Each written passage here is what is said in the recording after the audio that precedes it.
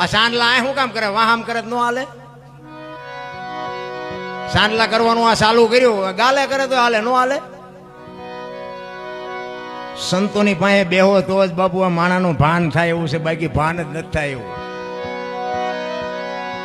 ગગન મંડળમાં બાપુ તમારે વાડીએ જવું હોય, બહાર ગામ જવું હોય, વાહન લેવું હોય, મંદિર બનાવવું હોય, ઘર બનાવ, આમાંથી બાપુ બધું નક્કી થાય.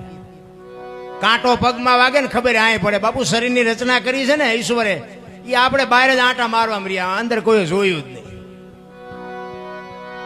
આ આંખું ભગવાને બે આપી છે, લ્યો એક આંખેથી જોવો ને તો એક જ દેખાય, ને બે આંખથી જોવો તો એક જ દેખાય. લ્યો જેવું નથી સરસ બનાવ્યું ને કે હાઈવે માથે આપણે આમ હાલ્યા આવતો એક ખટારો હાલ્યો હતો બે નો દેખાય, ફળીમ લઈને ફટકાય તો ખબર પડે કે એક જ હતો.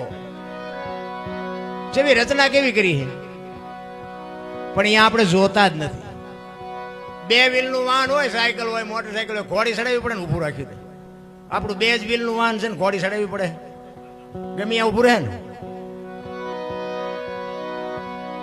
તોય કે દ્વારકા જવું ને મથુરા જવું, રણું જવું, એટલે પણ શું અહીંયા છે તારી પાસે બધું છે, શું લેવા જવું છે? ભાણ કે તું ભટકીશ નહીં, મથી લે તારા અંતરમાં ઠીક કરીને બેસી જાય, પછી કરવું પડે નહીં કઈ માલિકો.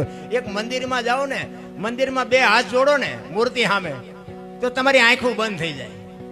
એ મૂર્તિ હોત એમ કે કાંઈ તે મને બેરો, હું તને શું દઉં, માલકોર જો માલકોર, એમાં બધું છે. તોય નથી આપણને હોજ પડતી. પછી તો આ બધી મન મનાવવાની વાતો છે. ઘણા નથી કહેતા ગંગાજીમાં નાહી લઈશું એટલે કે પાપ બધા બળી જાય છે. તો ગંગાને કાંઠે રહેતા છે, રોજ નહીં થૂપકા દેતા, એમ પાપ બળી જાય. અરે બધું સમજવા જેવું છે ભલા. પણ મને એમ થાય કે બાપુ અવતાર આપણને મળ્યો છે ને એમાંય બાપુ સારા સમયમાં મળ્યો છે. અત્યારે કાંઈ ઘટતું નથી, કારણ કે આપણો શેઠો નથી એટલે આપણે રોઈએ છીએ. કારણ કે આમાં શેઠાની બળદને ખબર પડે, બોલો માણસ નથી ખબર પડતી.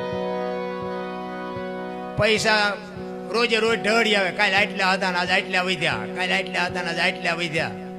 ઓલો ઉપર બેઠો બેઠો ગણે છે કે તારા શ્વાસા કાલે આટલા હતા ને આટલા ઘટ્યા, આટલા હતા ને આટલા ઘટ્યા. ગણવાનું છે એ ગણો, પૈસા કોઈ નહીં ભેગા આપે. ગંગા સતી બાપુ વાણીમાં કહે છે 21,600 શ્વાસા. બાપુ બહુ ઉતરવાની જરૂર છે સંતના શરણે.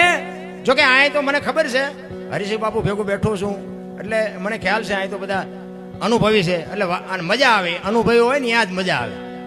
બાકી તો અમને એમ થાય કે દોણામ જાય છે, બાકી તો ક્યાંક ક્યાંક તો અમને દાડીએ રાખે. અને પૈસા ભેગા કરીને ગાયોનું ઘાસચારા હાટું પ્રોગ્રામ કરવો છે, ગાયોના ઘાસચારા હાટું કરો. અમે આખી દુનિયા પાસે ભીખ માગવી, લાખ 2 લાખ ભેગા કરી દેવી અને 10,000નું ખડ નાખે ને મારા દીકરા બધા પૈસે જલસા કરે.